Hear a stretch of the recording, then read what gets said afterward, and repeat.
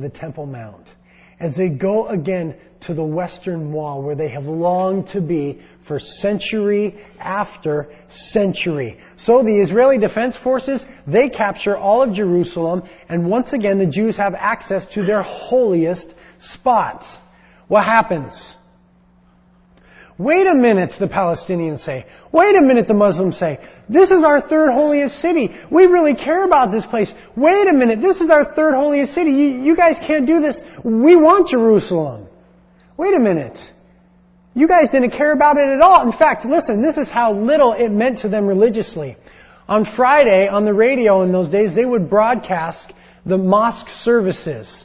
Okay, they meet in the mosques on Fridays. You would think that in that land, in that region, of the Al-Aqsa Mosque on the Temple Mount of Jerusalem, we're the third holiest city to the Islamic religion, they would broadcast the service on the radio from the Al-Aqsa Mosque. They did not at this time. They broadcasted one from a little know-nothing, nowhere mosque 5 miles away. Point is, they just didn't care about it religiously or politically or culturally. Until 1967, when the Jews took it and they said, wait a minute. We think that this is our capital. And so in 1968, they rewrote the Palestinian Liberation Organization's charter, and in there they put Jerusalem as our capital. In 1860, Mark Twain shows up, and he says, in all my travels, this is the most disgusting ghost town I have ever seen. If it was the third holiest place this whole time, why would it be so abandoned? Such a ghost town.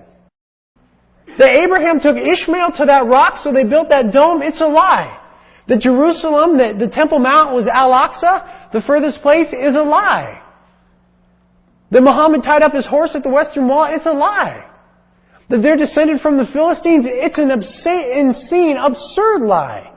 Don't believe me. Investigate it for yourself. I'm sick of investigating. I get too upset. Now why? Why do they make up these several lies? Because listen, because Muhammad never went to Jerusalem. Because Muhammad cursed Jerusalem. How could it be their third holiest spot? Because Jerusalem is never mentioned in their holy scriptures. Because it has never ever in history been a capital for the Muslims or the Arabs. Because it has never been of cultural importance for them. Their culture emanates from Mecca. Because historically, religiously, politically, and culturally, their claims to the land are absolutely bogus, and they have none. So they have to make stuff up.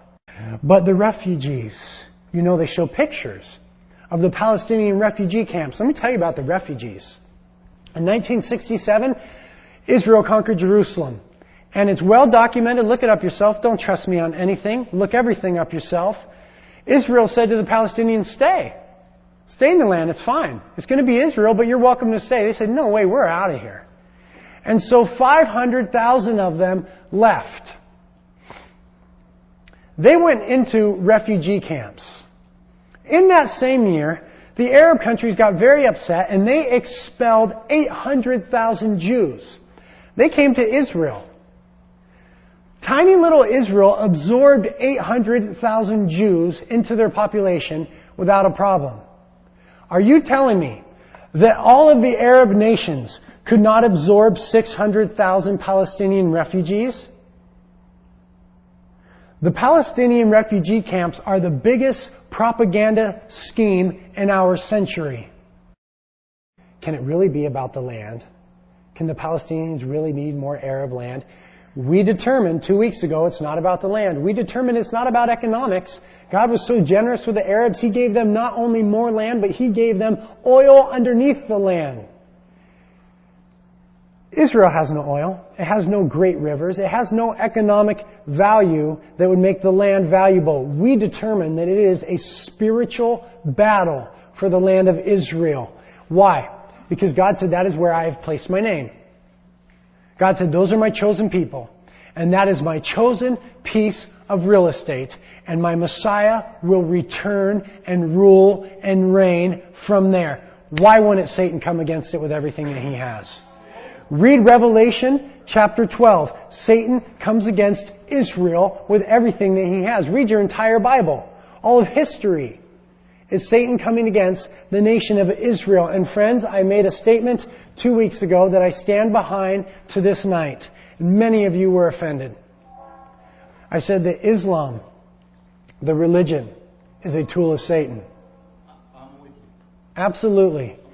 Islam, the religion, is a tool of Satan. You say, Britt, shh. Britt, that's not politically correct. Britt, you can't say stuff like that. You know what? I don't give a rip about what's politically correct. I care about what's true. I care about what is right. Someone needs to stand up, and it needs to be the Church of Jesus Christ, and say, this is good and this is evil. This is right and this is wrong. This is of the Lord and this is not. Guess who's called to do that on the face of this earth right now? You and I, the followers of Jesus Christ. Nobody else.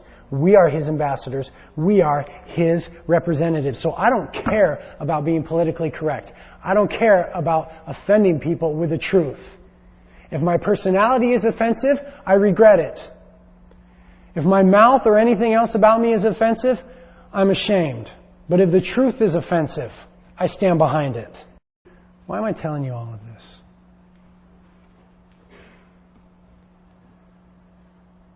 Because you need to know that there is a real battle being waged in the spiritual realm. And it's not only over the nation of Israel, but as real as it is there, it is as real in our lives, whether you choose to acknowledge it or not. If Satan can't get to God, he'll get to what he loves most, which is the nation of Israel and His church. I say this not to scare you. I say that there's a spiritual battle because it's real and you need to be aware of it. But I also say this that you might know that God is faithful. Because God made an everlasting covenant with the nation of Israel. And we have seen Him through the return of the people to the land and the reestablishment of the nation fulfilling His promise.